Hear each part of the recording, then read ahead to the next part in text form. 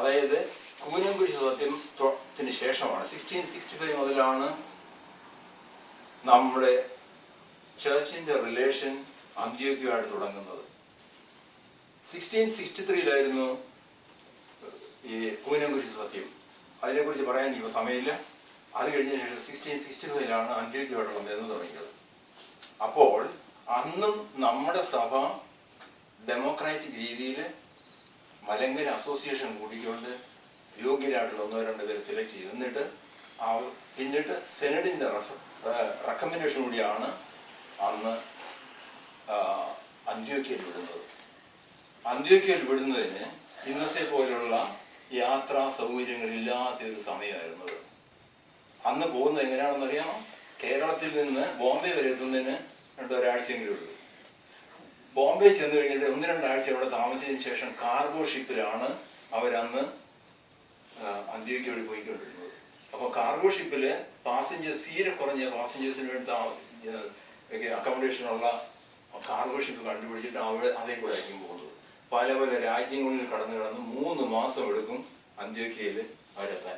അവിടെ ചെന്ന് കഴിഞ്ഞിട്ട് പിന്നെ പാത്രിക്കീസ് ബാവയുടെ സൗകര്യം അനുസരിച്ചായിരിക്കും ഒരു ദിവസം ഫിക്സ് ചെയ്തിട്ട് ഇവരെ മെത്രാപ്പൊലീത്ത ആയിട്ട് വാഴിക്കുന്നത്. മെത്രാപ്പൊലീത്ത ആയതിനു ശേഷം അവർ തിരിച്ചു വരുന്നതിന് ഇതുപോലെ 2-3 മാസം എടുക്കും. ഏതാണ്ട് 1 വർഷത്തോളം എടുക്കും നമുക്കൊരു മെത്രാപ്പൊലീത്ത കിട്ടുന്നതിന് വേണ്ടി.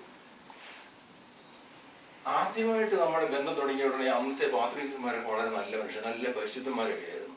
കുറച്ചു നാൾ കഴിഞ്ഞിട്ട്, അതായത് 18th century 19th century ആയപ്പോഴത്തേക്കിന് ചിലർ വിചാരിച്ചു ഇങ്ങനെ സഭ കേരളത്തിലുണ്ട്, നമുക്കതിന് മുതലെടുക്കണം.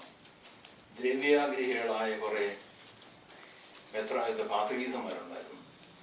അതിലൊരാളായിരുന്നു അബ്ദുള്ള പാത്രികീസ്. അദ്ദേഹത്തിന്റെ സമയത്താണ് വടശ്ശേരി തിരുമേനിയെ ഇതുപോലെ മലങ്കര സഭ, മലങ്കര അസോസിയേഷൻ ഇലക്ട് ചെയ്തിട്ട് അങ്ങോട്ട് വിടുന്നത്. മലങ്കര അസോസിയേഷൻ ഇലക്ട് ചെയ്തതിൽ 3 പേരായിരുന്നു, അല്ല 2 പേര് പ്രധാനമായിട്ട്. വടശ്ശേരി തിരുമേനിയും പൗലോസ് മാർ കൂരിലോ, ഇവർ 2 പേരെയാണ് ഇലക്ട് ചെയ്തത്. അന്ന് കേരളത്തില്